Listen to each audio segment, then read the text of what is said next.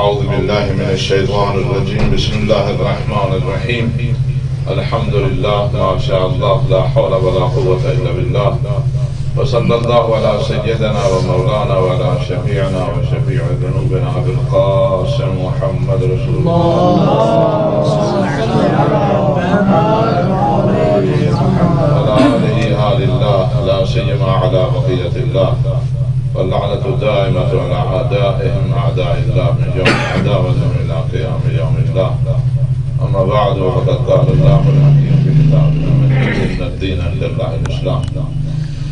میرے لیے بہت ہی خوش بختی اور مسرت کے لمحات ہیں کہ میں مشہد مقدس کے فضلاء اور طلاب عزیزان کے سامنے موجود ہوں اور پاکستان میں فقہ جعفری کے مطابق قانون سازی کا جو عمل ہم نے 6 سال پہلے شروع کیا اور اب ہم کہاں تک پہنچ چکے ہیں اور اس میں کن مسائل سے ہم نے کن مسائل سے عبور کیا اور کون سی مشکلات رہیں، اسی کی بریفنگ دینے کے لیے یہ شارٹ نوٹس پر آپ کا یہ اجلاس بلایا گیا ہے۔ یقیناً آپ حضرات ہماری باتیں پھر آگے پہنچا دیں گے۔ آج کل تو ریکارڈنگ کا سلسلہ ہے۔ کل ہمارا بہت بڑا پروگرام سیمینار تھا اسی حوالے سے، اسی موضوع کے حوالے سے کہ فقہ جعفری کے بارے میں قانون سازی کا عمل، مشکلات، مسائل، رکاوٹیں اور اس کا مستقبل۔ تو میں نے سوچا کہ مشہد المقدس میں میرے لیے ایک ہی رات تھی، تو ہم نے اپنے عزیز منور کو فون کیا کہ آپ مشورہ کریں ہمارے عزیز حکیم غیثی صاحب سے اور دیگر برادران سے، اگر ایسا امکان ہو تو میں شب شب کا بعد المغرب مل بیٹھیں اور اس وقت سے کچھ معروضات آپ تک پہنچائیں۔ قبل اس کے کہ میں اس اصل موضوع کی طرف آؤں، چند تمہیدی باتیں جس سے آگاہی ہونا ضروری ہے کہ ہمارا ملک پاکستان اور اس کی تشکیل اور اساس، اس کا ہدف اور مقصد یہ تھا کہ ایک ایسا خطہ ہو جو اسلام کی تجربہ گاہ ہو، اور اس کے لیے ہمارے قائد محمد علی جناح رحمۃ اللہ علیہ، ان کے بیانات بڑے واضح اور روشن ہیں، اور وہ اس دور میں قرآن سے آگاہ انسان تھا اور حقیقی اسلام سے واقف تھا۔ لذا ہم دیکھتے ہیں کہ انہوں نے جب بھی بات کی قرآن و سنت کی بات کی، اور حضور پاک صلی اللہ علیہ وسلم کا زمانہ حکومت اس کی بات کی، اور ان کا یہ کردار اور ان کا عمل اور ان کی بیانات کی صراحت نے اس دور میں جو بیدار اور غیر متعصب دیگر مسالک کے علماء تھے، وہ بھی مجبور ہوئے کہ ان کی قیادت اور رہبریت کو قبول کریں۔ جو علماء ان کی قیادت کے تحت آئے وہ دیوبند مسلک کے، بریلوی مسلک کے، اہل حدیث مسلک کے، اپنے مسلک کے حوالے سے چوٹی کے علماء تھے، کوئی معمولی چھوٹے سطح کے نہیں تھے، اسلام کے حوالے سے کافی نظر اور اپنی خدمات ہیں۔ اور کیونکہ یہ ہمیں اس بات پر فخر ہے کہ پاکستان کے قیام میں مکتب اہل بیت کے ایک فرزند کی فکر اور مکتب اہل بیت سے وابستہ شخصیات اور خیرین کے انواع اور ان کی انتھک محنت اور کوشش کے نتیجہ میں یہ خطہ ہمیں نصیب ہوا۔ اگر یہ قیادت کسی اور کے پاس ہوتی تو یہ نہیں بن سکتا تھا۔ مخالفت میں بہت ساری تحریکیں چل رہی تھیں، تحریک خلافت بھی چل رہی تھی، لیکن آپ حیران ہوں گے کہ قائد اعظم کے بیانات میں کہیں خلافت کا تذکرہ نہیں ہے، اور بہت سارے احرار بڑی تحریکیں چل رہی تھی، مقابلے میں بڑے بڑے علماء تھے، اور یہ ظاہر غیر عالم تھے، اور اس وقت بڑے بڑے فتوے بھی دیے گئے شیعہ کافر کے، اور قائد اعظم کے کافر اعظم تک بھی کہا گیا، اور انہوں نے بڑا کلیئر بڑی صراحت کے ساتھ جب وہ خواجہ اسماعیلی سے خواجہ شیعہ اثنا عشری کی طرف منتقل ہوئے تو انہوں نے باقاعدہ اس کو رجسٹرڈ کروایا، اور وہ باقاعدہ ریکارڈ پر موجود ہے، اور اس بات کو ہمیں فخر سے اس کا تذکرہ ہونا چاہیے، اور وہ کیونکہ اسلام کی آفاقیت پر ایمان بھی رکھتے تھے اور اس کے لیے انہوں نے عملی کام بھی کیا۔ پاکستان کی تشکیل جیسے جیسے قریب آتی گئی انہیں پاکستان کے قانون کی فکر تھی، لذا 1 سال پہلے ہی انہوں نے علماء سے رابطہ کیا کہ آپ اس نئی تشکیل پانے والی حکومت کے لیے جو قانون اساسی بننا ہے اس کی بنیادیں ترتیب دیں، اور جب پاکستان تشکیل پا گیا تو علماء نے مل بیٹھ کر اس میں جو 12 نکات متعین کیے جو پاکستان کے دستور کی بنیادیں ہوتے ہیں اصطلاح، جیسا کہ سید باقر صدر رحمۃ اللہ علیہ بہت عظیم مفکر اور عظیم انسان آپ غیر اللہ، انہوں نے جیسے ہی ایران میں اسلامی حکومت تشکیل پائی تو انہوں نے اپنے طور پر اسلامی دستور کے لیے بنیادیں تحریر کی، اور امام خمینی رضوان اللہ تعالیٰ علیہ اپنے زمانے کی ایک منفرد شخصیت ہیں اور ولی اللہ ہیں، اللہ نے ان کا انتخاب کیا مستضعفین کے لیے اور اسلام کی بالادستی جہان پر عملی میدانوں میں قائم کرنے کے لیے۔ لیکن آپ دیکھیں 47 سے پہلے یعنی 19ویں صدی میں آغاز میں ایک شخص جو علی گڑھ یونیورسٹی سے پڑھتا ہے اور وہ جب گفتگو کرتا ہے اور بعد میں جب ہم امام خمینی کی گفتگو پڑھتے ہیں تو ہمیں اس میں بہت زیادہ تشابہ نظر آتا ہے ان کے جملات میں، ان کے بیانات میں، اور جب پاکستان تشکیل پا جاتا ہے تو جرأت کے ساتھ فلسطینیوں کی حمایت کرتے ہیں اور اسے کے خلاف بات کرتے ہیں، اور پھر اس کی ان کی جو عملی زندگی ہے، بہت بڑا مالدار شخص تھا لیکن اپنا سارا مال پاکستان کے نام دے دیا، ایک مرلہ بھی اپنے نام نہیں رکھا۔ جب گورنر جنرل بنے تو 1 روپے آپ نے ہی تنخواہ رکھی۔ جب پہلی کابینہ کا اجلاس ہو رہا تھا تو سیکرٹری نے پوچھا چائے کا انتظام کریں، کہ نہیں پانی کے ساتھ توازن کریں، اور جب دفتری کام ختم کرتے تھے تو پھر علیحدہ اپنے لیے ان کے لائٹ وغیرہ کا انتظام تھا، الگ چھوڑ دیتے تھے، اور زیارت میں جب ان کے آخری ایام تھے تو ان کے لیے ایک اسپیشل ڈور تھی جو بمبئی میں ان کے لیے کھانا بناتا تھا، تو وہ کہیں سے ڈھونڈ کر لے آئے، فیصل آباد سے نہ ملا، تو دوسرے دن انہوں نے پوچھا کہ یہ کھانا کس نے بنایا؟ انہوں نے کہا پلاؤ بناؤ۔ ناراض بھی ہوئے اور کہا اس کا جتنا خرچہ میرے ذاتی مال سے۔ جب گورنر ہاؤس میں تھے تو تھوڑے ٹائم کے لیے باہر چلے جاتے تھے کسی پروٹوکول کے بغیر، وہ تو خیر پروٹوکول کا تصور ہی وہاں نہیں تھا اس وقت، یعنی انہوں نے نہیں بننے دیا۔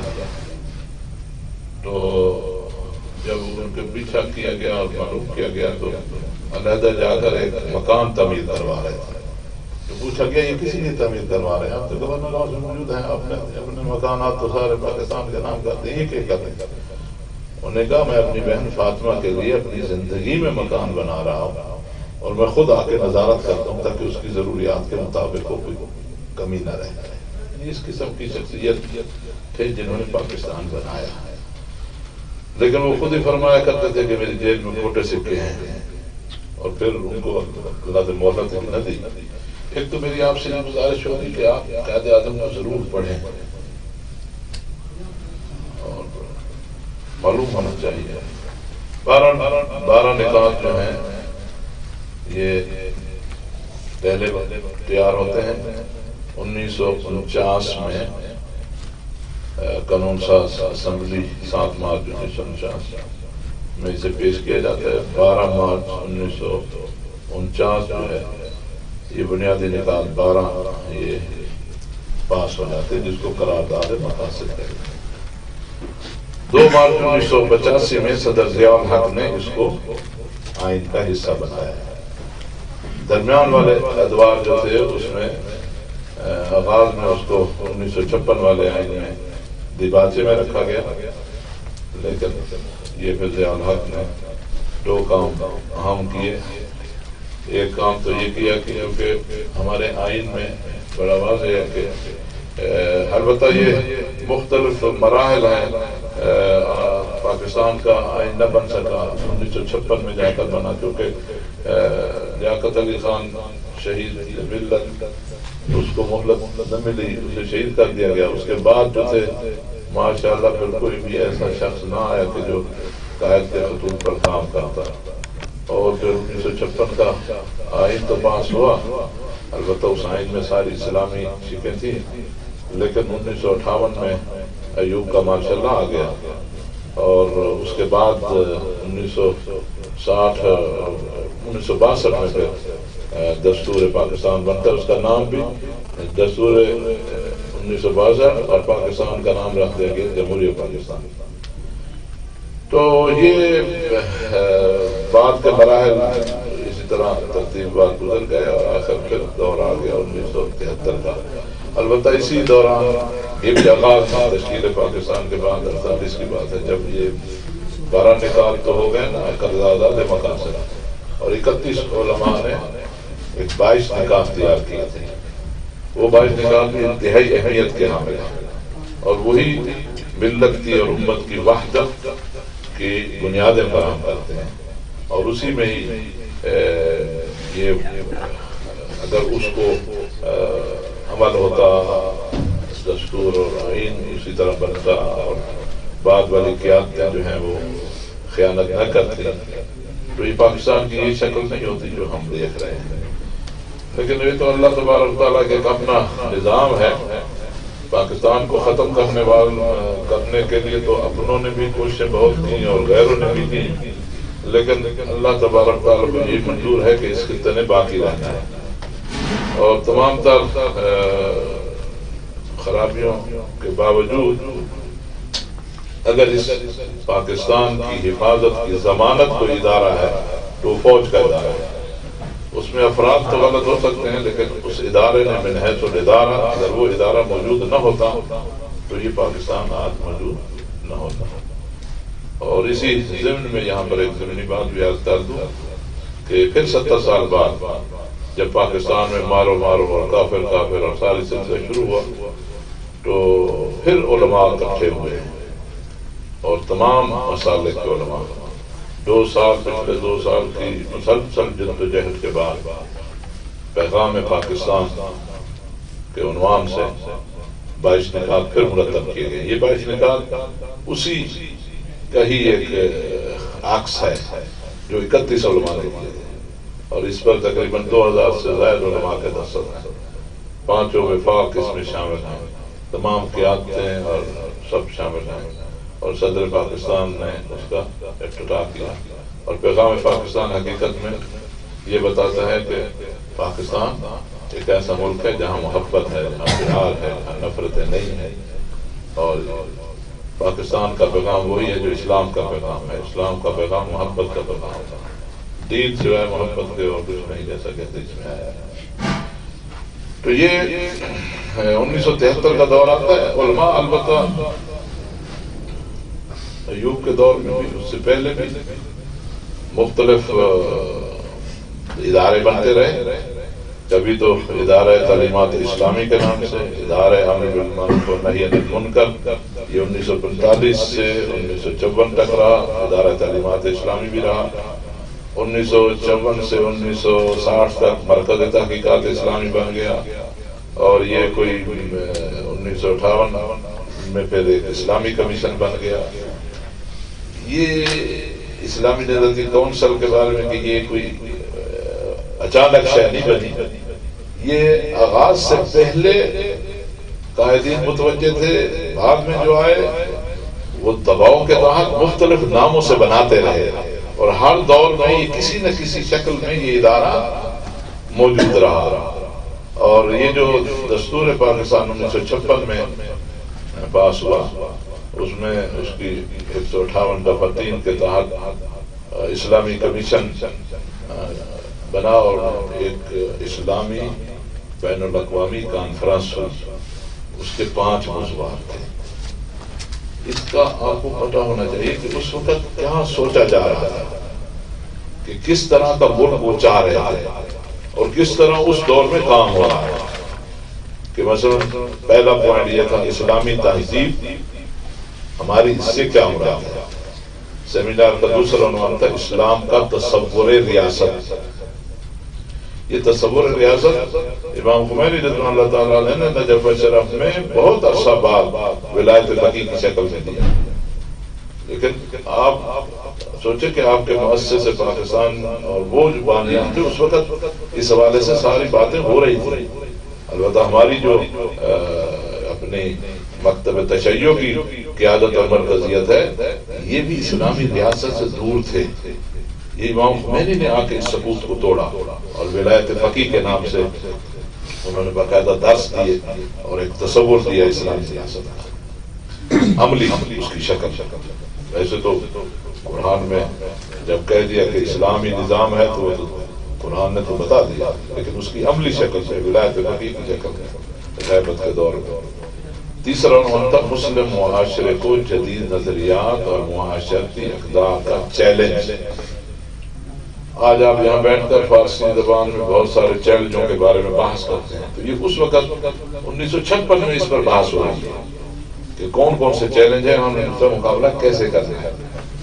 4 اسلام میں اجتہاد کا کردار اور قانون سازی کی گنجائش۔ ظاہر ہے دوسروں کے ہاں یہ نہیں ہے، ہمارے ہاں ہے، لیکن یہ بحث وہاں ہو رہی ہے جن کے ہاں اجتہاد کا دروازہ بند ہے۔ اس کا مطلب اس وقت ایسے روشن فکر لوگ موجود تھے جو اہل البیت کے فکر سے متاثر، وہ جو کہ قائد کے بیانات اتنے روشن تھے کہ وہ سب کو قرآن کی طرف رہنمائی دے رہے تھے۔ اور 5ویں تھی جدید سائنس کی نسبت اسلام کا رویہ۔ بہرحال یہ 17 اکتوبر 58 کو ماشاء اللہ آ گیا، اور پھر 1960 میں مرکزی ادارہ تحقیقات اسلامی بنا دیا گیا، اور 1961 میں مسلم آئلی قوانین بنائے گئے ایک آرڈر کے ذریعے۔ یہ مسلم آئلی قوانین ہیں جو اس وقت عدالتوں میں رائج ہیں، جس کے مطابق طلاق و نکاح اور یہ سارے فیصلے ہوتے ہیں۔ یہ اصل عکس ہے 1935 فیملی لاز کا۔ 1935 میں برطانیہ حکومت پر جب دباؤ بڑھا کہ مسلمانوں کے جو حوالے شخصیاں ہیں ان کے اپنے مسالک اور اپنے فکر کے مطابق ان کے فیصلے ہونے چاہیے، تو 1935 میں برطانیہ کی طرف سے یہ آرڈر جاری ہوا کہ جتنے بھی مسلم ہیں تمام فرقوں کے ان کے اپنے فکر کے مطابق ان کے شخصی مسائل میں فیصلے ہوں گے، لیکن اس کا منبع جو ہے وہ ملا جی کی محمدن لا ہوگا۔ ملا جی کوئی مسلمان نہیں ہے، ایک پارسی ہے، اور اس نے محمدن لا لکھا، اسلامی لا نہیں لکھا۔ یعنی یہ بھی ایک تصور تھا، یہ بھی انگریز کی ساری سازش ہے کہ یہ بھی محمدی قانون صلی اللہ علیہ وسلم، اور اس نے ہندو لا بھی لکھا، محمدن لا۔ اس میں اس نے لکھا ہے فقہ حنفی، اسماعیلی شیعہ، اشناشری شیعہ، جو آج تک وہی کتاب ہے، اور ہمارے لا کے اسٹوڈنٹ کو بھی تیسرے سال میں وہی کتاب پڑھائی جاتی ہے۔ اس سے پہلے تو شیعہ مسئلہ کے حوالے سے کچھ بھی نہیں بتایا جاتا، 2 سال پہلے پڑھ لیتے ہیں، تیسرے سال میں آتے ہیں تو وہی کتاب جو ہے تھما دی جاتی ہے۔ اس میں ظاہر ہے ایسی باتیں ہیں کہ جو ہمارے مسلک کے بھی خلاف ہیں، فقہ حنفی والوں کو بھی اس میں بعض جگہوں پر اعتراض ہے، لیکن کتاب وہی ہے جو آج تک چل رہی ہے۔ مسلم آئلی قوانین جب آئے تو اس کو بہت بڑا ہنگامہ ہوا۔ یہ 13 آرٹیکل ہیں اس کے، اور 1962 میں آئین بنا دیا جاتا ہے، اور اس میں جمہوریہ پاکستان اسلام نکال دیا جاتا ہے۔ 1962 والے آئین میں یہ جو مسلم اہلی قوانین ہیں ان کو تحفظ دیا جاتا ہے، یعنی اس کو کوئی چھیڑ نہیں سکتا۔ اور پھر علماء کی تحریک شروع تھی تو پھر ایوب خان نے اسلامی مشاورتی کونسل ایک بنا دی اور اس کے پھر اجلاس ہوتے رہے۔ پھر نوبت آ گئی 1973 میں ظاہر ہے علماء نے اور سابقہ جو سلسلہ تھا اس کو سامنے رکھ کے، اور پھر وہی ہر دور میں یہ بات ہوتی رہی۔ آج بھی جب 70 سال بعد قائد اعظم کا ڈے منایا جاتا ہے یا قائد اعظم کے حوالے سے بات ہوتی ہے تو پھر یہی باتیں ہوتی ہیں کہ یہ قائد کا پاکستان نہیں ہے، قائد کیا چاہتا ہے۔ ہم سب ٹی وی پر جب سے بھی ہم نے یہ شروع کیا ہے تو ہر سال 10 دن باقاعدہ قائد اعظم کے نام پر ہوتے ہیں اور مختلف موضوعات پر، اور اس طرح معماران پاکستان کے حوالے سے پروگرام ہوتے ہیں۔ اور بی ٹی وی پہلے زیادہ کرتا تھا، اب تو اب بھی کرتا ہے، تو اس کو دیکھا دیکھی باقی بھی جتنے بھی سکالر ہیں وہ اس پر بحث کرتے ہیں۔ یہ بحثیں کیونکہ مسلسل ہوتی رہی، انہی بحثوں کا نتیجہ تھا کہ جب 73 کی اسمبلی بنتی ہے آدھا پاکستان ویسے چلا گیا تھا، تو جو باقی رہ گیا تھا اور اس میں پیپلز پارٹی کی حکمرانی آئی، تو اس میں جو ممبران تھے، ہمارا کوئی شیعہ عالم تو موجود نہیں تھا لیکن شیعہ ممبران موجود تھے، آگاہ موجود تھے۔ وہاں متفقہ جو آئین بنا وہ یہی ہے جو اس وقت چل رہا ہے، 1973 کا آئین۔ 1973 کے آئین میں واضح بتا دیا گیا کہ اسلام جو ہے یہ اس میں نمبر 1 آرٹیکل، کیونکہ اللہ تبارک و تعالیٰ ہی پوری کائنات کا بلا شرکت خیر حاکم مطلق ہے، اور پاکستان جمہور کو جو اختیار اور اقتدار اس کے مقرر کردہ حدود کے اندر استعمال کرنے کا حق ہوگا وہ ایک مقدس امانت ہے۔ نمبر 2، جس میں جمہوریت، آزادی، مساوات، رواداری اور عدل عمرانی کے اصولوں پر جس طرح اسلام نے تشریح کی ہے پوری طرح عمل کیا جائے گا۔ نمبر 3، جس میں مسلمانوں کو انفرادی اور اجتماعی حلقہ عمل میں اس قابل بنایا جائے گا کہ وہ اپنی زندگی کو اسلامی تعلیمات و مستفیضات کے مطابق جس طرح قرآن و سنت میں تعین کیا گیا ہے۔ یہ جو قرآن و سنت کا لفظ ہے اس کے بارے میں ضیاء الحق نے 2 کام کیے۔ ایک کام قرارداد مقاصد کو 73 کے آئین کا حصہ بنا دیا، اس کو کوئی نکال نہیں سکتا، اور دوسرا کام جو اس نے کیا کہ لفظ قرآن و سنت جو آیا ہے کہ قوانین قرآن و سنت کے مطابق ہوں گے، اس کا صدارتی آرڈر نمبر 3 ہے جو قبلہ مفتی جعفر صاحب رحمۃ اللہ علیہ کی قیادت میں اسلام آباد میں شیعہ کنونشن ہوا تھا۔ یہ اس شیعہ کنونشن کا ثمر ہے۔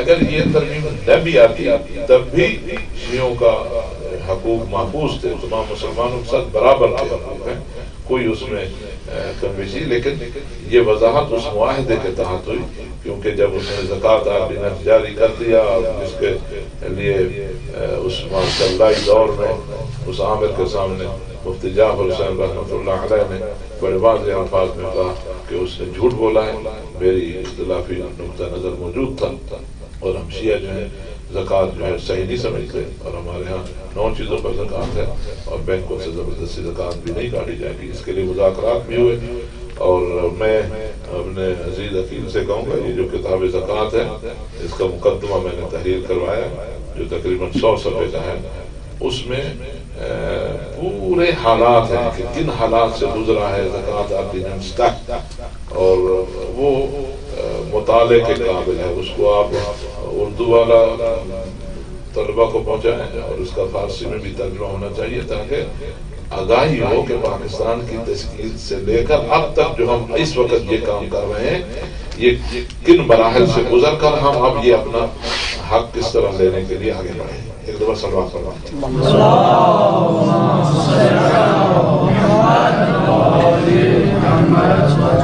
آرڈر نمبر 3 آرڈیننس کا یہ آیا کہ قرآن و سنت لفظ جو استعمال ہوا ہے آرٹیکل فلاں میں، اس سے مراد ہر مسلک کے ہاں جو تعبیر معتبر ہے وہی ان کے لیے سند اور حجت ہوگی۔ تو اس میں بڑی وضاحت سے آ گیا۔ تو یہ اس میں جو کہ قرآن و سنت کے مطابق جب قوانین بننے ہیں تو ان قوانین کے بارے میں کون دیکھے کہ یہ قوانین قرآن و سنت کے مطابق ہیں یا نہیں ہیں. تو ظاہر ہے جو اسمبلیوں میں منتخب ہو کر آتے ہیں وہ تو سارے علماء آ نہیں سکتے، امکان ہی نہیں ہے. اور اس میں البتہ نام بھی رکھ دیا گیا اسلامی جمہوریہ پاکستان، جو کہ بانی پاکستان کا تھا. تو یہ پھر اسلامی نظریاتی کونسل، اس لیے مشاورتی کونسل نہیں دیکھیے، اسلامی نظریاتی کونسل باقاعدہ اس کا نام رکھا گیا. اور اس کے جو کام ہیں اور اس کی تشکیل وہ دفعہ 227 سے 231 تک ہے. 1974 میں پہلی اسلامی نظریاتی کونسل تشکیل پائی اور اس میں شیعہ نمائندگی جو تھی جسٹس جمیل حسین رضوی کے پاس اور علامہ نجم الحسن کراروی رحمۃ اللہ علیہما کے پاس تھی. اور یہ تشکیل جو اسلامی نظریاتی کونسل جو ہوتی ہے اس کے کم از کم ممبر 8 ہوتے ہیں، زیادہ سے زیادہ ممبر 20 ہوتے ہیں. کم از کم جو 8 ممبر ہیں ان میں 4 علماء کا ہونا ضروری ہے. ایسا عالم جس کا 15 سالہ تجربہ ہو اپنی فکر کے بارے میں، بریلوی، دیوبندی، اہل حدیث اور شیعہ. اور یہ شروع دن سے بھی اسی طرح چلا آ رہا ہے. اسلامی نظریاتی کونسل سے پہلے بھی جتنے ادارے تشکیل پائے ہیں اسلام کے حوالے سے، کبھی بھی ایسا نہیں ہوا کہ اس میں شیعہ نمائندگی نہ ہو. لذا بعض دفعہ یہ ہوتا ہے کہ ہمارے ساتھ زیادتی ہوتی ہے، گناہ ہوتا ہے. پاکستان کی بنیاد میں ہم شامل ہیں اور کبھی ہم نظر انداز نہیں ہوئے. اب یہ ہے کہ ہماری نمائندگی نے کس قدر بڑھ کر اپنا حق وصول کیا ہے یا نہیں لے سکے یہ الگ بات ہے. مشکلات ہیں کیونکہ حکومت جو آتی رہی یا حکمران جو بنتے رہے، جہاں انہوں نے عوام کے اور مسائل حل نہیں کیے وہاں یہ بھی مسائل حل نہیں کیے. اور کیونکہ اس پاکستان کی بنیاد اور تشکیل اس کے لیے تو نہرو نے کہا تھا یہ 6 مہینے باقی نہیں رہے گا. اور اس کے بعد بھی کوئی بھی نہیں چاہتا کہ پاکستان جو ہے مستحکم ہو، یعنی عالمی سطح پر، اور پاکستان میں اسلام کا قانون نافذ ہو. لذا اس میں اعلی بنتے ہیں منتخب اسمبلیوں کے بھی، اور پھر ہمارے ہاں جو سسٹم ہے انتخاب کا وہ سسٹم بھی انتخاب کا. قائد اعظم کے 10 خط میں نے خود دیکھے ہیں اور وہ اپنے اکرم ذکی کے پاس موجود ہیں اور اس نے مجھے بھی دکھائے ہیں ڈائری پر. وہ صدارتی نظام چاہتے تھے لیکن وزارتی نظام آیا. ان کے نزدیک اور ایک شکل تھی جس کے مطابق وہ چاہ رہے تھے کہ وہ نہ ہو سکا بارہ. تو یہ 26 ستمبر 1977 کو علامہ مفتی جعفر صاحب رحمۃ اللہ علیہ جو ہیں وہ پہلی دفعہ ممبر بنتے ہیں. اور پھر انہوں نے 79 میں جب یہ زکوٰۃ کا وہ آتا ہے تو اس میں وہ انہوں نے استعفیٰ دیا. اب آ جاتے ہیں کہ موجودہ صورتحال کی طرف جو اصل موضوع ہے ایک دراصل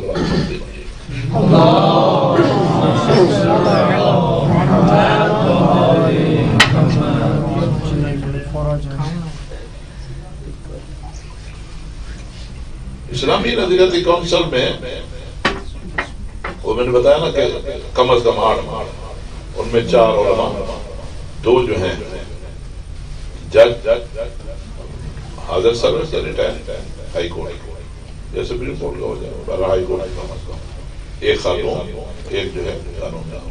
زیادہ جو ہے 20 ہیں. 20 میں پھر تعداد کسی مسئلہ کے 10 ہو جاتے ہیں تو کسی کے زیادہ کسی کے کم. ہمارے 2 بھی رہے 3 بھی رہے، 3 سے زائد کبھی نہیں رہے، لیکن ہر دور میں نمائندگی ہوتی رہی. اور حکمرانوں نے کوشش یہ کی کہ اسلامی نظریاتی کونسل جو ہے غیر فعال رہے. ضیاء الحق کے دور میں یہ فعال ہوئی، لیکن ضیاء الحق کے دور میں آپ انشاءاللہ وہ مفصل ہے آپ پڑھیں گے اور دیکھیں گے کہ کس طرح چاہ رہے تھے کہ اس کو ایک وہابی اسٹیٹ بنایا جائے اور کس طرح اس کے لیے رکاوٹ کھڑی کی گئی. یہ آپ جب مطالعہ کریں گے تو آپ کو سمجھ آئے گی اور یہ مطالعہ ضرور ہونا چاہیے. البتہ نمائندگی کمزور رہی اور جب اللہ تعالیٰ نے مجھے توفیق دی اور یہاں میں تذکرہ کروں گا کہ ہمارا ایک عزیز نوجوان تھا شہوار علی شہید رحمت اللہ علیہ، اور وہ 2010 کی بات ہے کہ میں نے ادارہ تحقیق منتہا جو قائم کیا اسلام آباد میں. اس نے مجھے کہا کہ آقا جی آپ اسلامی نجاتی کونسل کا ممبر آپ کو بنانا چاہیے. میں نے کہا بابا مجھے کون بنائے گا. اور سچ بات یہ ہے کہ ہم لوگ اسلامی نجاتی کونسل کو ایک غیر اہم ادارہ سمجھتے رہے اور کبھی توجہ ہی نہیں رہی. اصل بات یہ ہے یہ کچھ عدم توجہ ہی بھی رہی. اگرچہ جب مسئلہ آیا تو مفتی جعفر صاحب کے دور میں اس پر پھر توجہ گئی، لیکن اس کے بعد پھر اس طرح جس طرح اس کو آگے بڑھانا چاہیے تھا یا اس سے کوئی خاص کام نہ ہوا. اور پھر شہید قائد کے دور میں شہید قائد کا بڑا واضح اعلان تھا کہ ہم پاکستانی بھی ہیں، ہم مسلمان بھی ہیں، ہم شیعہ بھی ہیں. تو ہم پاکستانی ہونے کے حوالے سے بھی ہم نے کردار ادا کرنا ہے. اس کے لیے ہم نے اقلیتوں کے حق کی بات بھی کرنی ہے اور تمام ہر پاکستانی کی بات کرنی ہے. اور جیسے کہ قائد اعظم محمد علی جناح رحمۃ اللہ علیہ نے بھی فرمایا کہ اب پاکستان بن چکا ہے، اب یہاں پر ہندو ہو، عیسائی ہو، سکھ ہو، سب برابر کے پاکستانی ہیں. اور بعض لوگوں نے خیانت کاروں نے ان کے اس جملہ کو لے کر یہ شروع کر دیا کہ وہ جو ہے وہ سیکولر پاکستان چاہتے تھے. حالانکہ اتنے واضح بیان ہیں ان کی عید کے موقع پر، ان کی فوج کے سامنے، تعلیم سے وابستہ افراد کے سامنے کلیئر اسلام کے حوالے سے اور قرآن کے حوالے سے. جب ان سے پوچھا جاتا ہے منشور کیا ہے تو ان کا ہمارا منشور قرآن موجود ہے. وہ بڑے کلیئر تھے. بہرحال یہ اسلامی نجاتی کونسل کا انہوں نے کہا. میں نے کہا کون ہے وہ بیچارہ؟ وہ بڑا متحرک تھا، اس نے شروع کر دیا MNA سے لکھوانا. یعنی یہ نہیں اتفاق ہے کہ ایک شیعہ ممبر بنتا ہے، اس کے لیے 27 MNA سنی شیعہ اس میں شاید 2 ہیں، باقی وہ MQM کے اور پتہ نہیں جماعت جو مسلم لیگ اور پیپل پارٹی. ابھی میں اس دن دیکھ رہا تھا وہ سارے کاغذ تو نہیں ملے تھے. کہاں میں دیکھا تو اس میں 7 MNA کے سائن پڑے تھے. اوپر لکھا ہوا تھا کہ یہ سید القمال جو ہے یہ بڑا ہوا ہے فلاں ہے اور یہ اس قابل ہے کہ اسے اسلامی نجاتی کونسل کا ممبر بنایا جائے. اور وہی آخر میں جا کر جب 27 MNA سے لکھوا لیا تو آخر میں جا کر قائد محترم سے بھی لکھوایا. مجھے کہا کہ آج میں قائد سے بھی لکھوایا ہوا ہے. مارچ 2011 میں پہلے ہفتے دوسرے ہفتے میں خبر آ گئی تھی کہ میں ممبر بن رہا ہوں. ابھی نوٹیفیکیشن باقاعدہ جاری نہیں ہوا تھا لیکن اخباروں میں آ گیا تھا. لیکن وہ ہمارا عزیز 23 مارچ کو شہید ہو گیا اور وہ اس کی برکت نہ دیکھ سکا. اس کے لیے سلوات پڑھا.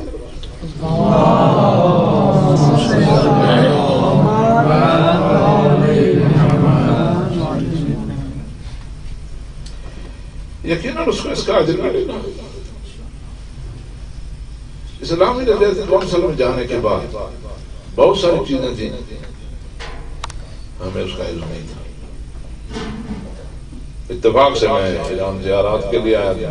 آیت اللہ جنتی حافظ اللہ سے ملا کیونکہ شورا نگہبان اور اسلامی نجاتی کونسل کا بہت زیادہ تشابہ ہے. اسلامی نجاتی کونسل کے 3 کام. نمبر 1، جو قانون اسمبلی قانون ساز ادارے سے پاس ہوا، قومی اسمبلی سے، سینٹ سے یا صوبائی اسمبلی سے، اس کو انہوں نے دیکھنا ہے کہ یہ قرآن و سنت کے مطابق ہے یا نہیں. حکومت جو معاہدے کرتی ہے غیر ملکوں سے، ان معاہدوں تک کو اس نے دیکھنا ہوتا ہے کہ یہ معاہدے ایسے تو نہیں ہے جس سے اسلام کو نقصان پہنچ رہا ہو. اور دوسرا اس کی ذمہ داری یہ ہے کہ قانون ساز ادارے کی طرف سے کوئی چیز انہیں بھیجی جاتی ہے کہ اس کے مطابق آپ قرآن و سنت کے مطابق ہمیں یہ تجویز کر کے دیں کہ قانون کیسے بنے. تیسرا یہ ہوتا ہے کہ آج خود بھی اس پر قانون سازی کی جائے. اسلامی نجاتی کونسل جب ایک رائے اپنی بھیج دیتی ہے تو 2 سال کے اندر اندر اسمبلی کی ذمہ داری ہے کہ اس کے مطابق وہ چینج یا تبدیلی لے آئے. لیکن عملاً ایسا نہیں ہے جو الحق کے دور پہ ہوا ہے. باقی ایام میں تو کم ہی. آج کل بہرحال شور زیادہ مچا ہوا ہے، اس لیے پھر شاید تحرک ہو جائے. تو جب میں آغا کے پاس گیا تو آغا نے فرمایا کہ دیکھیں آپ ایک اہم ادارے کے ممبر بنے تو آپ وہاں دستور جائیں اور آپ کو چاہیے کہ یہاں اپنے طلبہ جو آپ کے پڑھتے ہیں ان کی ایک کمیٹی بنا دیں جو یہاں پر تحقیقی آپ کے لیے کام کریں، استخراج منابع کریں، آپ کے مددگار ہوں۔ ایک کمیٹی آپ کے پاس پاکستان میں ہونی چاہیے، وہ غلام ہوں، ججز ہوں، اور تاکہ آپ جس موضوع پر بھی بحث ہو تو آپ پوری آگاہی کریں۔ اسی دوران میں یہاں مشہد مقدس میں آیا اور یہاں اپنے عزیز طلبہ جو ہیں ان سے ہماری ملاقات ہوتی ہے۔ یہاں آ کر معلوم ہوا کہ افغانستان میں جو قانون سازی کا عمل ہوا ہے اور اس میں پیک جعفری کے مطابق جو قوانین تسلیم کیے گئے ہیں، آئین میں حق مل گیا ہے اس میں، البتہ ہمیں حق پہلے ملا ہوا ہے، افغانستان نے حق پھر لیا ہے، یہ ایک فرق ہے، لیکن ہم نے جو حق ملا ہوا ہے ہم اس کے مطابق قانون نہیں بنا سکے۔ لذا ان کے اور ہمارے درمیان یہ بار انہوں نے بہت بڑا کارنامہ سر انجام دیا ہے۔ تو یہاں پر کیونکہ ہمارے عزیز طلبہ نے بتایا کہ یہ ان افغانیوں کے ساتھ کچھ کام بھی کرتے رہے ہیں، اس وقت پھر ہماری ملاقاتیں بھی ہوئیں اور اس میں یہ جو افراد پر ہم نے یہاں متعین کیے کہ وہ ہمارے ساتھ کام کریں، ان میں سید عقیل حیدر زیدی اور مولانا محمد ابراہیم محسنی، ابا علی نقی حیدری اور دیدار علی اکبری، جناب الفت جویہ، عارف حسین تہیم، محمد ہمایوں سجاد اور سید منور حسن نقوی، اور وہ ایک کمپوزر بھی تھے، کیا نام تھا؟ نذیر علی صاحب۔ اور یہ کمیٹی بن گئی اور پھر اس کے کافی مطلب اجلاس بھی ہوئے اور پھر وہاں سے ہم چیزیں ان کو بھیجتے تھے اور میں نے وہاں پر پہنچ کر یہ خدا کی طرف سے ہوا کہ پہلے اجلاس میں محمد خان شیرانی جو مولانا صاحب ہیں ہمارے چیئرمین، پہلی دفعہ وہ بنے تھے، تو انہوں نے پہلے اجلاس میں گفتگو میں یہ کہا کہ ہم مولوی صاحبان بھی عجیب ہیں، مسئلے فقہی بیان کرتے ہیں، جو عدالتیں ہیں ان کی زبان اور ہے، ہماری زبان اور ہے، تو اسی لیے اسلامی نژادی کونسل میں بھی ہم اسی انداز سے بحث کرتے ہیں، تو ہمیں اس پر کام کرنا چاہیے حوالے شخصیہ کے حوالے سے کہ ہم جو ہمارے فقہی مسائل ہیں ہم انہیں قانون کے الفاظ میں تجویز کریں۔ تو اس کے لیے انہوں نے ایک کمیٹی بنائی، اس کمیٹی کا رکن میں بھی تھا، تو وہیں سے میرے ذہن میں یہ آیا کہ ہمیں فقہ جعفری کو قانون کے الفاظ میں لکھنا چاہیے، اور اس کا پہلا اعزاز جو ہے وہ مشہد مقدس اور ہمارے عزیزان کو ہے کہ انہوں نے یہاں بھرپور کام کیا، محنت کی، اور اس کا محصول جو ہے وہ پہلی دو جلدیں ہیں، قانون نکاح اور قانون طلاق۔ اور آپ کے ہونا چاہیے کہ اردو زبان میں فقہ جعفری قانون کے الفاظ ہیں، یہ پہلی کتاب ہے۔ آپ اپنے لیے قانون مانتے ہیں، آپ کی کتاب ہی نہیں ہے۔ آپ کے بارے میں علمی حلقوں میں یہ تصور پایا جاتا ہے کہ فقہ جعفری مدون ہی نہیں ہے۔ آپ یہاں ہزار باتیں کرتے رہے، آپ کا سارا سرمایہ عربی اور فارسی میں پڑھا ہے، اور جو کچھ اردو میں ہے تو وہ توضیح المسائل ہے، وہ تو آپ کے فقہی قوانین کو نہیں بیان کر سکتے۔ اور جیسے امیر علی کی ایک محمد اللہ وہ بھی انہوں نے لکھی، تو وہ تو انگلش میں تھی اور وہ بھی اس طرح پوری طرح نمائندگی تو نہیں کرتی، لیکن وہ ہے بھی نہ پہ، اور حوالہ جو ہے وہ محمد اللہ بنتا ہے، اور محمد اللہ میں جو ہے ہمارے مسائل جو ہیں وہ ٹھیک بھی نہیں لکھے ہوئے۔ کلن جو علمی حلقے ہیں، علمی حلقوں میں تو اہل البیت پاکستان میں مظلوم ہیں، بہت زیادہ مظلوم ہیں، وہاں ذکر تک نہیں ہے ان کا۔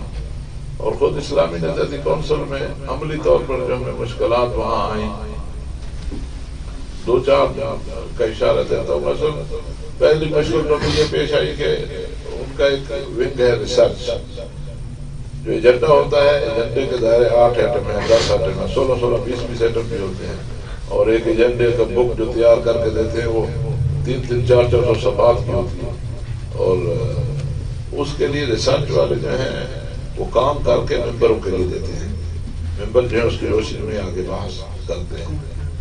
جب پہلی دفعہ پاس تیار ہو کر آئی تو اس میں فقہ جعفری کا حوالہ نہیں تھا، تو میں نے اعتراض کیا کہ بھئی ان کی تو ذمہ داری ہے تمام کی رائے دے، یہ پیسے اسی کی بات کر لیتے ہیں کیوں نہیں ہے؟ کہا جی کتابیں نہیں ہیں، تو میں نے پھر 5 لاکھ روپے کی کتابیں مہیا کی، اب الحمدللہ باقاعدہ رائے ہماری دی جاتی ہے۔ میں نے وہاں سوال کیا کہ ہر دور میں ہمارے ممبران رہے 10,000 سے زیادہ صفحات ہیں جو چھپی ہوئی اسلامی نظریاتی کونسل کی صفحہ شاہ، ان میں 100 صفحہ بھی ہمارا نہیں ہے۔ تو میں نے دریافت کیا کہیں ریکارڈ میں پڑھا ہو، پرانی فائلیں پڑھی ہوں، تو کچھ نہیں کیا۔ اب اس کو کیا کہیں؟ انہوں نے ضائع کیا یا کیا؟ بہرحال ہم نے کوشش کی کہ ایک تو میں نے اسی طرح جو بھی وہ رائے لکھ کے لے آتے ہیں علماء، عجیب ہے تعصب کی انتہا کہیں۔ ایک عالم ہے ایک تحقیقی بحث کر رہا ہے جہاں وہ تمام فقہاء قدیم اور صدر اسلام اور اصحاب اور سب کا ذکر کریں گے، اہل بیت کا ذکر ہی نہیں کریں گے۔ ایک دفعہ میں نے کہا ماشاءاللہ آپ علماء کرام بہت محنت کرتے ہیں، آپ کی ہمت ہے، سب بڑے بڑے بزرگان ہیں، خدمات ہیں، ایسا لگتا ہے کہ حضور پاک صلی اللہ علیہ وسلم کے جو اہل بیت علیہ السلام تھے انہوں نے کبھی ایک مسئلہ بھی حضور پاک سے نہیں پوچھا تھا۔ بڑے شرمندہ، حالانکہ امام اعظم ان کے جناب ابو حنیفہ صاحب جو ہیں ان کے بہت سارے مسائل حضرت علی سے مروی ہیں اور ان کے میں لکھے ہوئے ہیں، لیکن اس کے باوجود نام نہیں دیتے۔ یہ اس حد تک مقصد ہے۔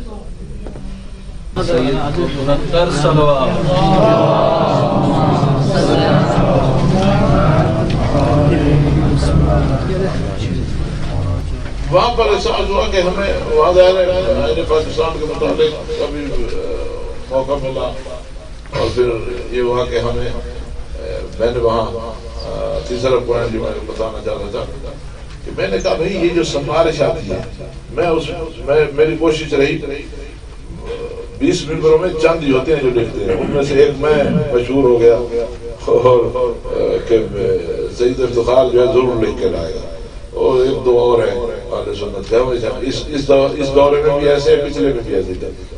تو میں نے دیکھا کہ وہ جو بھی موضوع دیا جاتا ہے اس میں اہل بیت علیہ السلام کا تذکرہ نہیں کرتے، اور بحث جو ہے وہ بعض دفعہ ایسی بھی ہوئی کہ مثلا مؤلفہ قلوب کی بحث اس پر انہوں نے رائے قائم کر دی کہ مؤلفہ قلوب حضور پاک صلی اللہ علیہ وسلم نے تالیف قلب کے لیے زکوٰۃ سے نہیں دیا۔ دوسری انہوں نے رائے یہ کہی کہ کیونکہ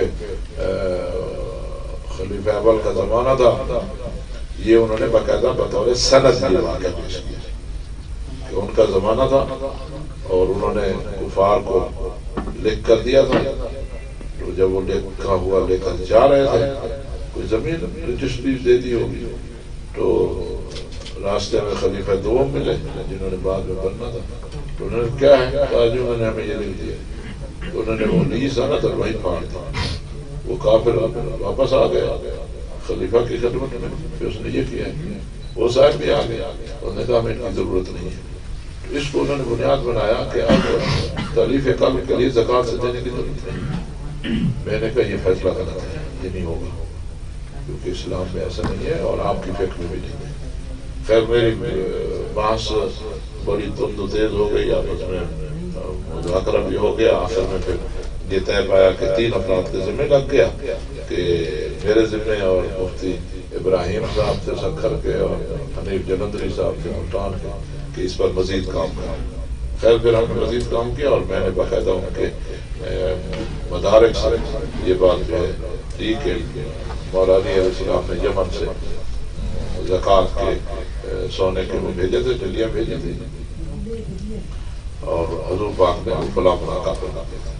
تو اس کے بعد خیر فیصلہ اکثریت سے لیا گیا، لیکن ہوا وہی کہ ایک تو قرآن کے کسی بھی حکم کی تبدیلی کوئی بھی نہیں کر سکتا، اور یہ حکم واضح ہے تالیف قلب۔ دوسرا یہ ہے کہ حضور پاک زکوٰۃ سے دیتے تھے۔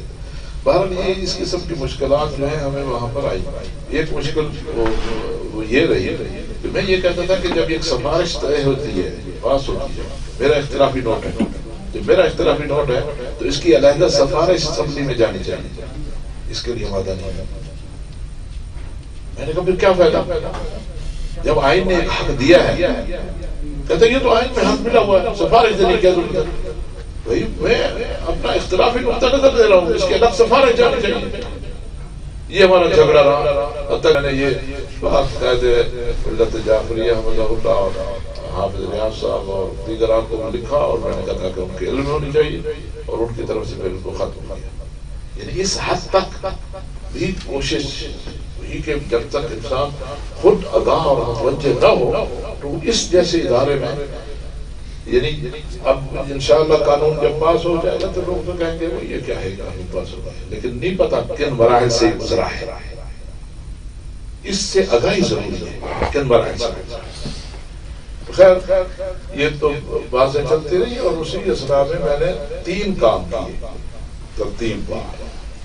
نمبر 1، کیونکہ یہ تو اب ذہن میں آ گیا کہ ہم نے اپنے لیے قانون پاس کرنا ہے، اس کے لیے 3 کام کیا۔ پہلا کام تو میں نے حکومت کو لکھا، صدر پاکستان زرداری پر، کہ ہمارا آئین میں یہ حق ہے، آئین کے ان آرٹیکل کے تحت، اس کے تحت ہمارے لیے قانون نہیں بنا، ہماری یہ مشکلات ہیں۔ آپ نے بڑے کام کیا اپنی پارٹی میں، پاکستان کو آئین دیا ہے، یہ دیا یہ دیا، آپ صدارتی آرڈیننس کے ذریعے اس کو حل کریں، یا آپ اسمبلی میں بل موو کریں۔ وہ بے نتیجہ رہا، ملاقاتیں ہوئی، یہ ہوا سارا۔ اس کے بعد ممنون حسین کو ملا، اس کو بھی خط دیا، وہ بھی یعنی حکومت سے اس حوالے سے رابطہ جو ہے بے نتیجہ۔ دوسرا کام میں نے یہ کیا کہ یہ جو فیملی لا ہے اس پہ میں نے دوبارہ بحث شروع کی۔ یہ 13 آرٹیکل ہے آئلی قانون، یہ میری تحریک پر اسلامی نظرتی کونسل میں باقاعدہ بحث ہوا، اور ہم نے باقاعدہ 4 جمع کر دیا۔ یہ حنفی رائے ہے، یہ فقہ جعفری کا رائے ہے، یہ اہل حدیث کی رائے ہے، اور یہ موجودہ رائے ہے، اور تجویز یہ ہے۔ اس کی سفارشات ظاہر ہے ہم نے اندازہ لگایا کہ ان سفارشات پر بھی عمل کریں۔ میری کوشش تھی کہ ہمارے لیے علیحدہ جب یہ تسلیم کر رہے ہیں کہ ہمارا یہ حق ہے، اور آئین کہہ رہا ہے کہ ان کے فیصلے ان کی اپنی فقہ کے مطابق ہونے چاہیے، تو میں نے کہا آپ کونسل فقط ایک سطر پاس کر کے اسمبلی میں بھیج دیں کہ شیعوں کے لیے آئین کی روشنی میں ان کی عدالت کے فیصلے ان کی اپنی فقہ کے مطابق ہوں۔ اس پر بھی وعدہ نہ ہوئے، آخر میں وہ ہندو بل آیا ہوا تھا، کہا ایک قرارداد، شیرانی صاحب نے کہا ایک قرارداد پاس کر دیتے ہیں۔ قرارداد میں بھی ایک یہ ذرا قرارداد کا مطلب تمام شرائع کے پیروکاروں کو اسلام اور آئین پاکستان کے مطابق اس بات کا حق ہے کہ وہ زندگی کے ہر شعبہ میں اپنی اپنی شریعتوں کے مطابق عمل کریں۔ یہ عیسائی مراد ہے، یہ نا عدالتوں میں آئینی مسائل کے مقدمات کی سماعت اور ان پہ فیصلے آئین میں درج ہدایات کے مطابق متعلقہ فریق کی اپنی شریعت اور اسلامی فرقوں کے اپنے اپنے مسلک کے مطابق کیے جائیں،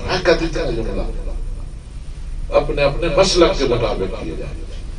حالانکہ میں نے کہا تھا ہمارے لیے واضح ایک پاس کرے نہ کیجیے۔ اس کے بعد تیسرا ہم نے وکیلوں سے رابطہ شروع کیا۔ یہ تیسرا مسئلہ تھا کہ ہم کیوں نہ جائیں سپریم کورٹ کے پاس، کیونکہ سپریم کورٹ آئین پاکستان کا ایک قسم کا نگہبان ادارہ بھی ہے، اور اس کی تشریح کا بھی اسے حق ہے، اگر اس پر عمل نہ ہو رہا ہو تو بعض پوسٹ بھی کر سکتا ہے۔ بڑے بڑے وکلاء سے احمد اللہ قصوری، ظفر علی شاہ جو آئین کے ماہرین ہیں، خالد راجہ، یعنی کسی وکیل کو ہم نے نہیں چھوڑا۔ ہمارے ایک وہ جیسے جنون اور خبط ہوتا ہے روزانہ جا کے جانا، اور اس حوالے سے البتہ ان کی بعض تیار ہو گئے، ظفر علی شاہ بھی تیار ہو گیا کہ میں اس کو کرتا ہوں، لیکن اس سے بھاری برکت تھی۔ احمد اللہ قصوری نے بھی اس کے مقدمات قائم کرنے کے لیے آغاز میں، وہ بھی ہمارے پاس میں نہیں تھا۔ خالد راجہ نے بھی اس سے خیر ہم مزید روشن ہوتے تھے۔ اسی طرح یہ سلسلہ چلتا چلا تھے. ہمارے لاہور میں ہمارے ہیں ٹرسٹ کے نمائندے ہیں مولانا اظہر صاحب. بندہ اللہ تعالیٰ بعض دفعہ کسی چھوٹے بندے سے بڑا کام لے لیتا ہے. ہم بھی کوئی حیثیت ہماری بھی نہیں ہے, ہم بھی ایک بے وضاحت سے آدمی ہیں, اور اللہ تعالیٰ نے ہم سے یہ کام لینا تھا جو اس وقت آگے بڑھ رہا ہے. انشاءاللہ شیعوں کے مستقبل جو ہے اس میں محفوظ ہو رہا ہے. تو اس نے کہا جی میں آپ کو ایک وکیل سے ملواتا ہوں. میں نے کہا بالکل. سب کو پتا تھا نا کہ مجھے یہ خط لگا ہوا ہے روز وکیلوں سے, اپنا وہ فائل آئی ہوئی اس وکیل کے پاس, اس انتہائی جاج کے پاس, اس فلاں کے پاس, یہ ہمارا حق ہے, اسے کیسے لینا ہے. تو سردار فیض رسول جلبانی صاحب سے ملاقات ہوئی. انہوں نے میرا سارا موقف سنا, لکھا ہوا دیکھا. تو انہوں نے کہا ٹھیک ہے جی یہ کیس میں لڑتا ہوں, اس کے میرے لیے آپ معلومات فراہم کریں. اور 6 مہینے لگ گئے تیاری کے لیے, اور اس کے لیے بنیادی چیز جو فراہم کی گئی اور جس کو ہم نے یعنی محور رکھا وہ یہ طلاق کا مسئلہ تھا. اس کے لیے پورے ملک سے ہم نے کیس جمع کیے, اور اس میں قائد ملت جعفریہ کے دفتر نے, جامعۃ المنتظر نے, محفوظ علوم جعفریہ نے, علامہ شیخ محسن نجفی صاحب, سب نے تعاون کیا. اور جن کے پاس خطوط آئے ہوئے تھے وہ خطوط ہمارے ساتھ جمع ہوئے. پھر انہوں نے اس کو باقاعدہ ٹیکنیکل طریقے سے پورا کیس بنایا. 2016 دسمبر میں یہ کیس جمالی کی عدالت میں لے جایا گیا. کیس 2 چیزیں ہم کہہ رہے تھے. نمبر 1 کہ قرآن و سنت کے مطابق قانون سازی ہونی ہے, ہر مسلک کی اس کی اپنی فقہ کے مطابق ہونی ہے, اور جو عائلی قوانین ہیں اس میں فقہ جعفری کی رعایت نہیں کی گئی. لہذا شیعوں کے لیے, شیعہ مسلم کے لیے قوانین اسمبلی کو فقہ جعفری کے مطابق پاس کرنے چاہیے تھے, جو نہیں کیے. لہذا سپریم کورٹ اسمبلی کو آرڈر کرے کہ اس نے خلاف عام کیا ہے وہ قانون سازی کرے, اور جب تک وہ قانون سازی نہیں کرتی عبوری حکم جاری کیا جائے تاکہ عدالت سے فیصلے ہمارے مطابق. انہوں نے پہلے تو رجسٹرار نے درخواست رد کر دی کہ آپ ہائی کورٹ میں جائیں, ڈائریکٹ سپریم کورٹ میں کیسے آ گئے. تو ہمارے وکیل نے بہرحال یہ موقع اختیار کیا کہ یہ کسی ایک صوبے کا مسئلہ نہیں ہے, یہ پورے ملک کا مسئلہ ہے. خیر وہ پھر جمالی والا دور تو چلا گیا, کیونکہ جب رجسٹرار ایک کیس کو رد کرے تو دوسرا موقع ہوتا ہے کہ براہ راست چیف کے چیمبر میں جاتے ہیں. یہ پھر 2017 جنوری چیف کے چیمبر میں گئے, ثاقب نثار بن چکا تھا. تو انہوں نے پھر ایک رکنی بینچ بنا دیا اجاز الاحسن کہ وہ اس کا جائزہ لے کہ کیا یہ کیس بنتا ہے کہ اس کے لیے بینچ تشکیل دیا جائے. اس پر 3 سماعتیں فروری میں شروع ہوئی پہلی سماعت, دوسری سماعت جو ہے 7 مارچ کو تھی, اور تیسری سماعت 15 مارچ کو تھی. پہلی 2 سماعتیں تو 15-20 منٹ کی, کیونکہ سپریم کورٹ میں سماعتیں بڑے مختصر ٹائم کے لیے ہوتی ہیں.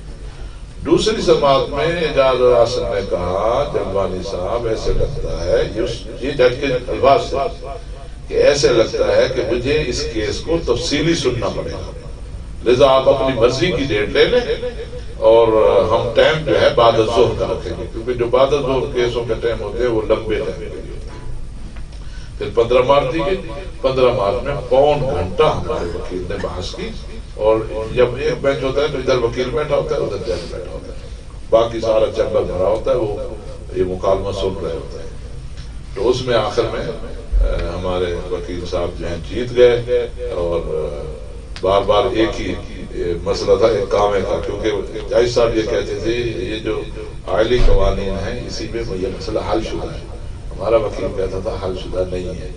تو وہاں ایک کامے کا مسئلہ تھا, وہ وہاں کامے پہ آ کے رک جاتا تھا, اگلی عبارت ہمارا وکیل نہیں پڑھتا تھا, وہ اگلی عبارت ساتھ ملا کے پڑھتے تھا. 5ویں مرتبہ جب پڑھا ہمارے وکیل نے تو کہا یو آر رائٹ, بس اس نے آرڈر کیا کہ آپ بالکل ٹھیک کہتے, اور اس نے آرڈر کیا کہ کورٹ تشکیل ہونی چاہیے, اس کی باقاعدہ سماعت. پھر وہ کورٹ تشکیل ہوئی. یہ جو 26 اکتوبر 2017 کو اعجاز الاحسن اور اعجاز افضل کا بینچ تشکیل پایا, اس میں علامہ شیخ محسن نجفی حفظہ اللہ نے کوثر یونیورسٹی کے علماء کو اس دن چھٹی کر دی تھی کہ وہ سارے موجود ہوں, اور قائد ملت جعفریہ کی طرف سے حفظ اللہ کی طرف سے بھی آئے، تو وہ ایک تاریخی دن تھا کہ ایک فرقے کے حوالے سے اور ایک شیعہ کے حوالے سے سپریم کورٹ میں بحث ہو رہی تھی کہ ان کی فقہ کے مطابق قانون سازی ہونی چاہیے، ان کو فیملی لا میں جو عائلی قوانین ہیں ان میں ان کو حق نہیں دیا گیا۔ 1 گھنٹہ 20 منٹ بحث ہو،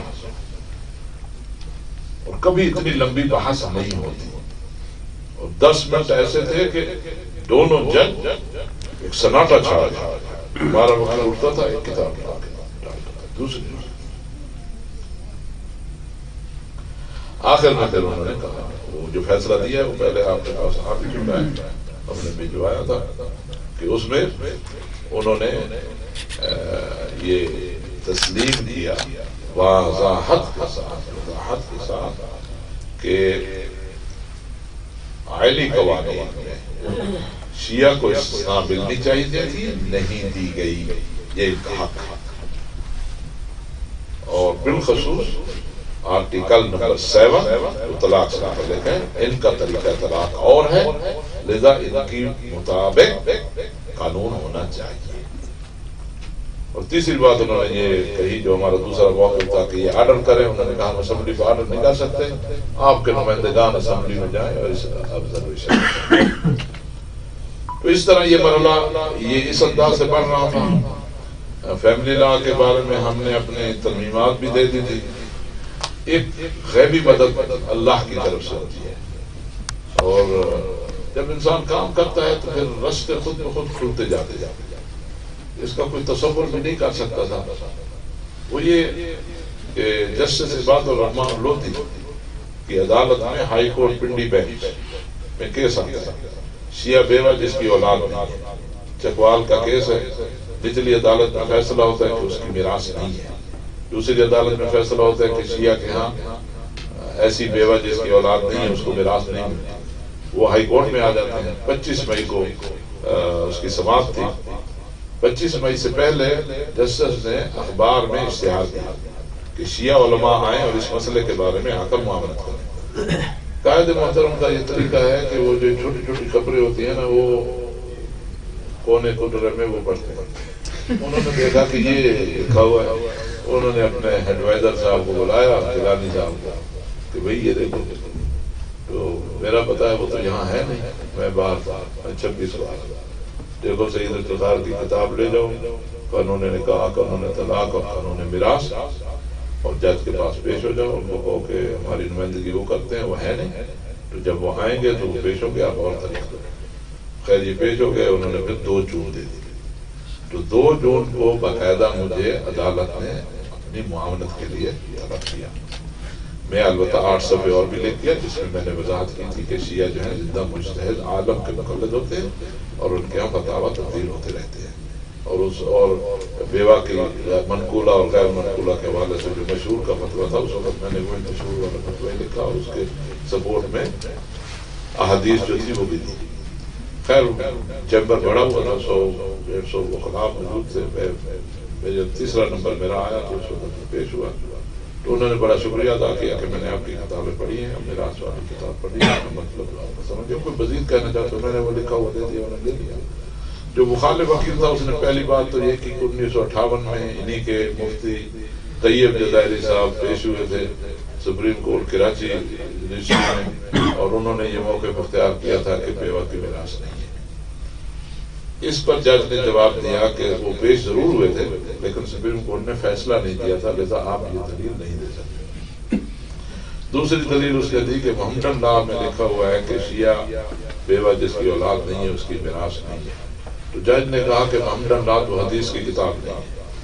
تیسرا اس نے کہا کہ 1964 میں اسمبلی میں یہ بحث آئی تھی تو وہاں پر ان کے نمائندگان نے کہا تھا کہ ان کا مسئلہ اسی طرح رہنا، تو انہوں نے کہا کہ اس کا یہ مطلب یہ ہے کہ تم یہ کہنا چاہتے ہو کہ یہ قرآن کے من کرنا، اور اس کو چٹک دیا۔ اب یہ میرے لیے 2 باتیں نئی تھی، ایک یہ کہ 1959 میں یہی کیس آ چکا ہے، پھر یہ کہ 1964 میں اسمبلی میں کوئی بات ہوئی ہے۔ خیر یہ 1964 والا مسئلہ تو بعد میں حل ہو گیا جب سب کمیٹی بنی اور وہ میں نے خطوط سب علماء کو بھیجے، تو میں نے تو تمام علماء کو جناب کے مولا علامہ محمد سعد نجفی صاحب کو بھی بھیجا، تحریک نفاذ فقہ جعفری کے جو سربراہ ہیں جناب حامد موسی صاحب ان کو بھی بھیجا، تقریباً 35 بزرگ علماء جو تھے بھی ہم سب کو لیٹر بھیجے تھے۔ تو اس میں جو ڈکو صاحب نے جواب لکھا تو انہوں نے کہا کہ یہ 64 میں یہ مسئلہ آیا تھا، اس وقت علامہ محمد دہلوی صاحب نے میرے ذمہ لگایا تھا اور میں نے پھر ایک کتابچہ لکھا تھا، اور اس کتابچے میں نے ثابت کیا تھا کہ شیعہ کے ہاں میراث بیوہ کی ہے اور یہ ہم قرآن و سنت کے مطابق ہے۔ یعنی یہ مسئلہ اس طرح پہلے چلتا رہا۔ یہ خیر ہمارے لیے ایک نئی معلومات تھی جو ہم نے اپنی کتاب میں بھی اس کو درج کیا ہے۔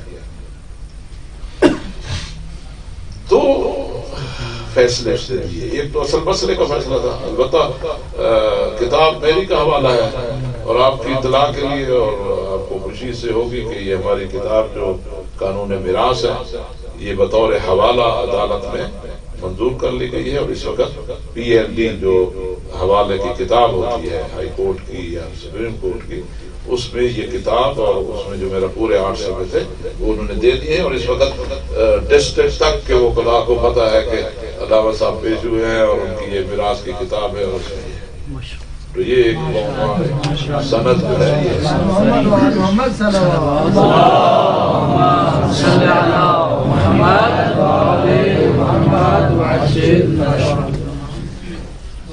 دوسرا حصہ جو تھا نا جو غیبی بدل میں کہتا ہوں، اس میں البتہ حوالہ ہمارا ہے لیکن فیصلہ اس طرح نہیں ہے جو ہم چاہ رہے تھے، لہذا ہم نے پھر اپیل ڈالی ہوئی ہے، وہ بھی حل ہو جاتا ہے، سپریم کورٹ میں بھی ڈالی ہوئی ہے۔ دوسرا جو مسئلہ تھا نا جو غیبی بدل، جسٹس لودھی نے اب ہماری اس عواقب سے متاثر ہو گیا یا کوئی بیان سے متاثر ہو معلوم نہیں، اس نے وزارت قانون کو آرڈر کیا کہ وزارت قانون کو چاہیے شیعہ بیوہ جس کی اولاد نہیں ہے فقہ جعفری کے مطابق قانون بنائے، جامع قانون سازی تجویز کرے۔ یہ 2 جون کو فیصلہ ہوتا ہے، 8 جون کو لیٹر ہائی کورٹ کا نکلتا ہے اور باقاعدہ ریکارڈ پر موجود ہے۔ یہ پوری پی ایل ڈی میں یہ سارا کیس آیا ہوا ہے پورا، اور سارا اس طرح لکھا ہوا موجود ہے، ریکارڈ پر ہے سارا، اور جس میں ہمارے سارے مراجع تجرید جن کے نام بھی سب کہے ہوئے ہیں، کتابوں کے نام سب یہ تذکرہ ہوتا ہے۔ خیر ہم نے 2016 کا یہ تھا تو 2017 جنوری میں ہم نے وزارت قانون کو لکھا کہ یہ جو عدالت نے آپ کو لکھا ہم نے اس کے لیے کیا کیا، تو اس پر پھر 17 جنوری کو باقاعدہ نوٹیفیکیشن وزارت قانون کی طرف سے جاری ہوا، ایک سب کمیٹی بنی۔ سب کمیٹی کس لیے؟ برائے بیوہ جس کی اولاد نہیں ہے بمطابق فقہ جعفری قانون سازی بمطابق فقہ جعفری، یہ اس کام کے لیے سب کمیٹی بنتی ہے 5 رکنی شیخ حبیب الرحمان کی سربراہی میں اس کا رکن تھا۔ اس کے 3 اجلاس ہوتے ہیں، اس میں اسلامی نہضتی کونسل کے سیکرٹری بھی رکن تھے، اور اسی دوران میں پھر ایران میں آتا ہوں، یہاں پر پھر آیت اللہ جنتی سے ملاقات کی، ان سے رہنمائی لی، ان سے پتہ چلا کہ یہاں پر بیوہ کے مسئلے کے حوالے سے قانون جو ہے تبدیل ہو چکا ہے، اور ابھی جو ایران میں رائج ہے کہ وہ یہ ہے کہ بیوہ کو اصل زمین تو نہیں ملے گی لیکن زمین کی قیمت ملے گی۔ البتہ یہ جو نیا حکم ہے یہ سید مرتضیٰ علم الہدا کی رائے ہے، اور پھر اس حوالے سے ہمیں آیت اللہ جنتی حفظ اللہ نے رہنمائی دی کہ ہماری ایک فقہا کی کونسل ہے قوم میں جس کے سربراہ آیت اللہ مومن ہیں، آپ ان سے جا کر ملیں، وہ آپ کی رہنمائی بھی کریں گے، کیونکہ ہمارے پاس جتنے مسائل آتے ہیں ہم ان کے پاس بھیجتے ہیں، وہ اس کی حلاجی ولاجی کر کے پھر وہ اس کے بعد ہم سارا کام کرتے ہیں۔ تو جب وہاں میٹنگ میں گئے تو میٹنگ میں بھی ظاہر ہے وہ بڑے تیار ہو کے آئے تھے، انہوں نے ایران کا قانون بھی نکالا ہوا تھا، دوسرا بھی پھر ہم نے پھر افغانستان کا نکال کے دیا، عراق کا مجوزہ قانون، ابھی عراق میں قانون پاس نہیں ہوا، مجوزہ قانون میں سید ضیاء الحکیم سے لے گیا تھا، انہوں نے جب یہ سنا تو انہوں نے پریس میں ان کی کتاب گئی ہوئی تھی وراثت کے اسی لیے حوالے شخصیہ کے حوالے سے، انہوں نے پریس سے فوٹو کاپی کروا کے مجھے دی، اب خیر جب میں نے جب اشرف گیا تھا تو اب وہ جا چکی ہے، لیکن ابھی عراق میں شیعوں کے حوالے شخصیہ کا قانون پاس نہیں ہوا، یہ بھی آپ کو معلوم ہونا چاہیے، کیونکہ وہاں ہمیشہ حکومت دوسروں کو رہی، اور ابھی کتنا عرصہ ہو گیا وہ امام جمعہ مہدی کربلا ہی ہنس رہے تھے، کہا ہماری اکثریت ہے اور ہم اکثریت کے ہونے کے باوجود ابھی شروع ہوئے ہیں۔ اور جب میں آیت اللہ العظمیٰ حافظ بشیر صاحب سے ملا تو انہوں نے کہا کل ہی میرے پاس یہ مسودہ آیا ہے اور مجھ سے نظر دی گئی ہے۔ جب آئے آیت اللہ العظمیٰ سید علی سستانی کی خدمت میں نے سارا بات کی تو انہوں نے بہت دعائیں دی، تو انہوں نے کہا ہم نے ابھی یہاں شروع کیا ہے۔ اسی طرح آیت اللہ سعید الحکیم سے جب بات ہوئی تو انہوں نے بڑی ڈیٹیل سے سارا اس بارے بتایا۔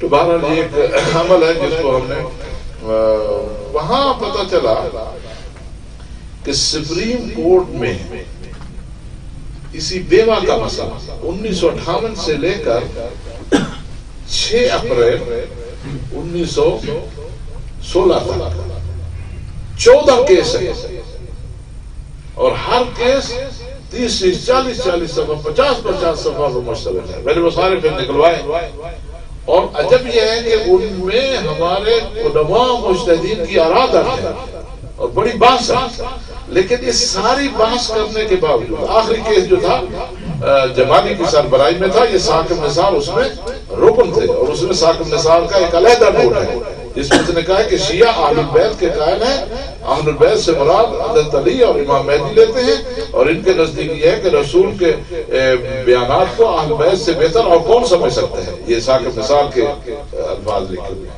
ان کے پھر ہم نے ترجمے کروائے، اور یہ کوئی چھوٹا کام نہیں ہے، آپ اندازہ لگائیں کہ یہ کوئی 500-600 صفحہ بنتے ہیں، اور سارے پر خرچ کام ہے، اور اس میں اندازہ ہوا کہ یہ ایک ہی مسئلہ ہی سے عرصے چل رہا ہے۔ سپریم کورٹ نے یہ تو کہا قانون نہیں ہے، لیکن وزارت کو حکم نہیں دیا قانون بناؤ۔ 2 جون 16 وہ کہہ رہے عباد الرحمان لودھی جو ہے آرڈر دے رہا۔ خیر سب کمیٹی کی 3 میٹنگیں ہوئی، اور تیسری میٹنگ میں طے ہوا کہ آپ ڈرافٹ بنا کے لے آئیں۔ ہم ڈرافٹ بنا کر لے گئے۔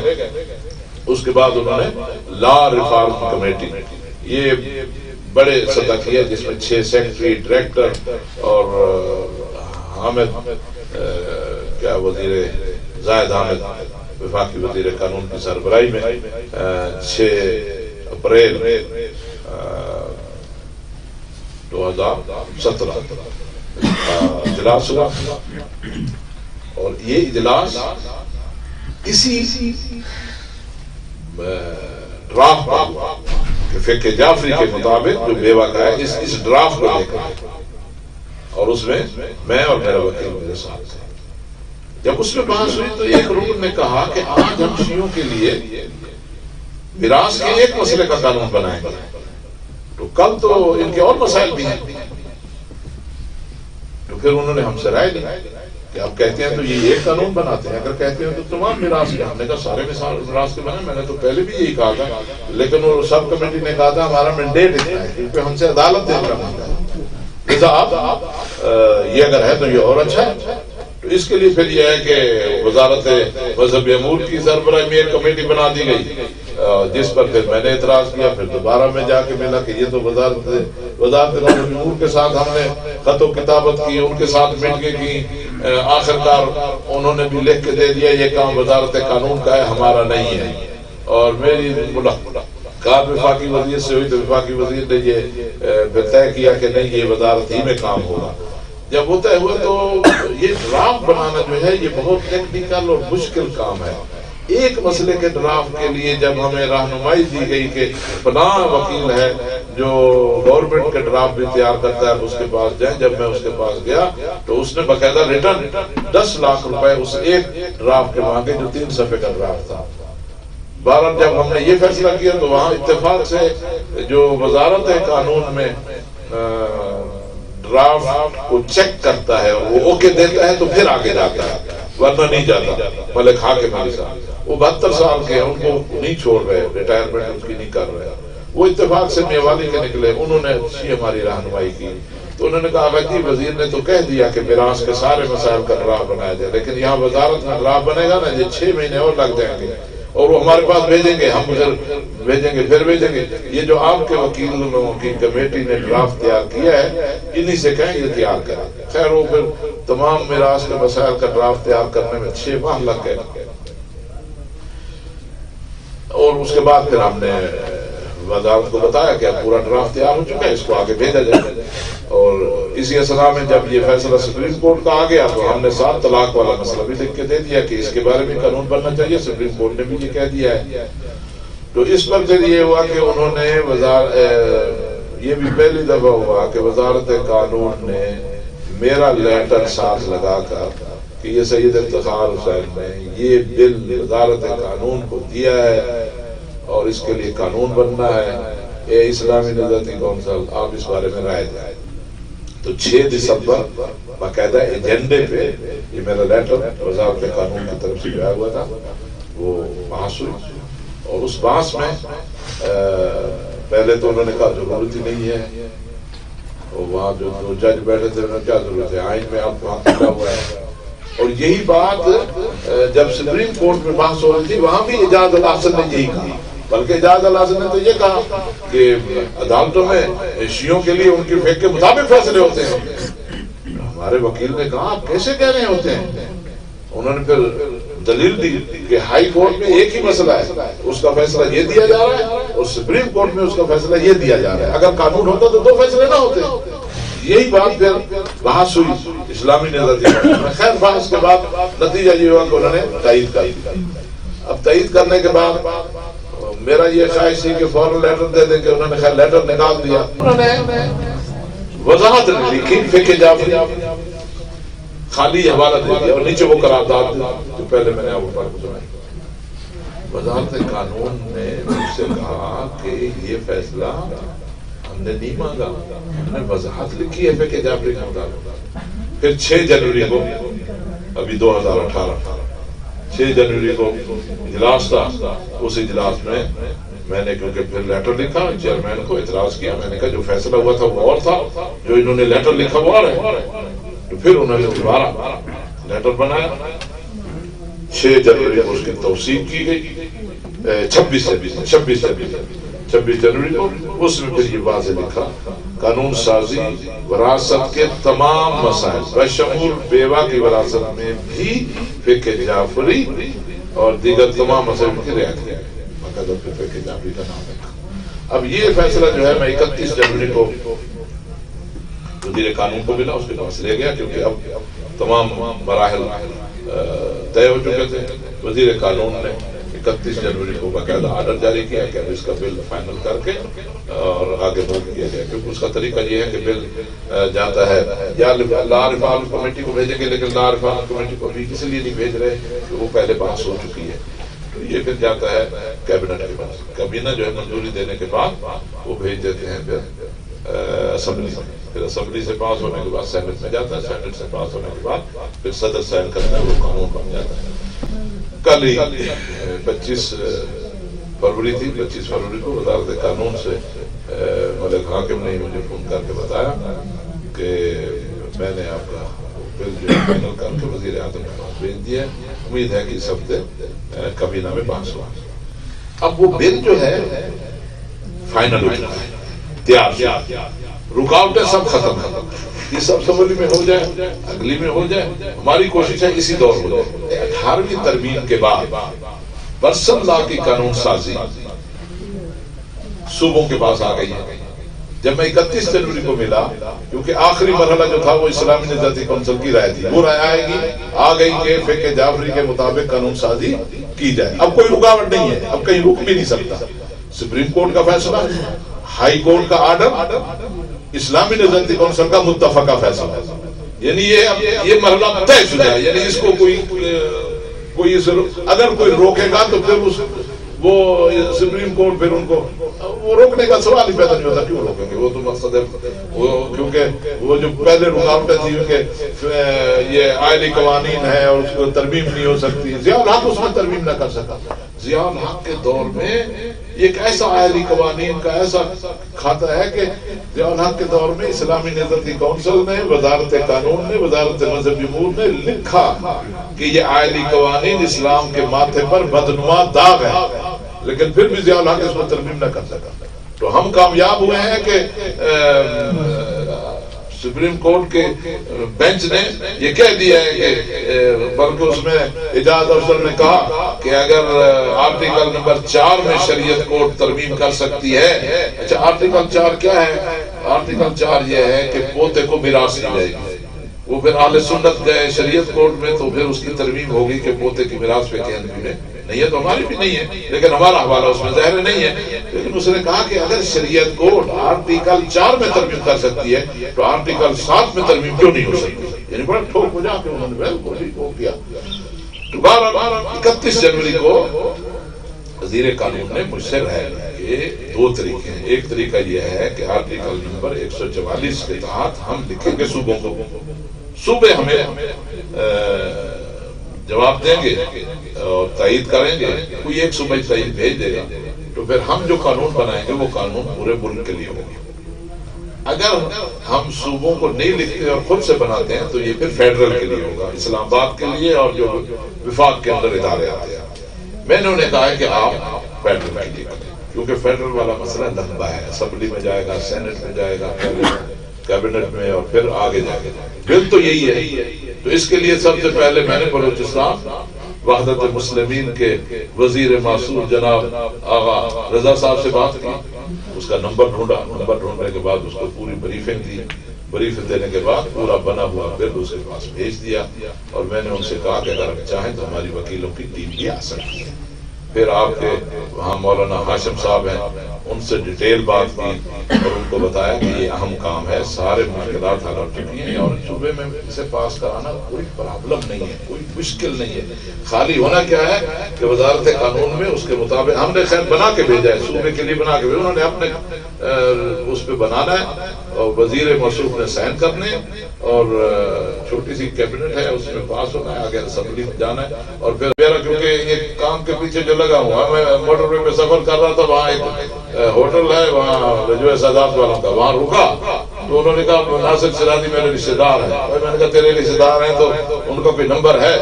کہاں وہ کوئٹہ بیٹھے ہیں، یہ ان کا نمبر ہے۔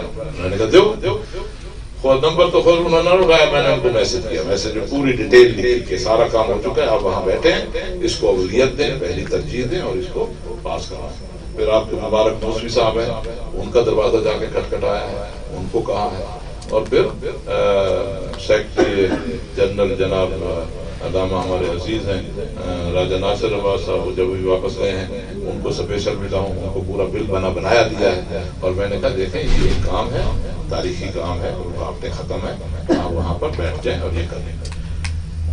اسی طرح سندھ کے لیے قائد محترم تشریف لے جا رہے تھے، تو ان سے میں نے عرض کی کہ آپ وہاں جا رہے ہیں تو یہ سارا ان کی خدمت میں یہ بل پیش کیا۔ اور یہاں میں یہ بتا دوں کہ جب ہم سب کمیٹی میں جا رہے تھے تو قائد محترم نے بہت زیادہ علمی معاونت کی، بلکہ 5-6 گھنٹے اپنے کام چھوڑ کر انہوں نے اس حوالے سے بڑی توجہ سے ایک سطر اور ایک نقطے پہ مستدل کیا، کیونکہ یہ کوئی چھوٹا موٹا کام نہیں ہے، یہاں وکیلوں کا سلسلہ اپنی جگہ، لیکن ایک بہت بڑا عمل ہونے جا رہا ہے جس نے پھر مستقل رہنا ہے۔ لوگ تو ایک بنی بنائی چیز کو دیکھیں گے نا، یہ ہو گئی بس، نہیں پتا پیچھے اس پر کتنا ورک ہوا ہے۔ اور اس پہ پھر ابھی جب قائد محترم جا رہے تھے تو اس وقت میں نے ان کی موجودگی میں شہر رضا ڈپٹی اسپیکر ہے شیعہ فیملی سے، اس سے میں نے ڈیٹیل بات کی، اور پھر آغا صاحب نے کہا کہ علامہ شبیر محسوی صاحب، علامہ آپ کے تقوی صاحب، ان کے لیے بھی لیٹر علیحدہ قائد نے کہا ان کو لکھ کے دیں، ان کے لیے لیٹر لکھا، قائد صاحب جو ہے وہ سارے ہمارے وہ لے کر گئے بنا ہوا بل۔ اور پھر جب میں ادھر آ رہا تھا میری بات علامہ شبیر محسوی سے بھی ہوئی، اور انہوں نے بتایا کہ وہ فلاں وزیر جو ہے تو میرے پیچھے نماز بھی پڑھتا ہے۔ میں نے کہا پھر غور عزم ہے، اور ویسے میں پیپل پارٹی کے دیگر افراد سے بھی رابطے میں ہوں، اور ہم نے ڈالا ہوا ہے کہ ایک ملاقات زرداری سے ہو جائے تاکہ اس کے ذریعے۔ تو سندھ میں اب یہ کام جو ہے وہاں کے علماء کو کہا ہوا ہے، علیحدہ ہم رابطہ کر رہے ہیں۔ بہرحال یہ سارا لمبا ٹائم آپ کا لے لیا، تو یہ فقہ جعفری کے مطابق قانون سازی کا عمل، یہ اب تک ہوا ہے.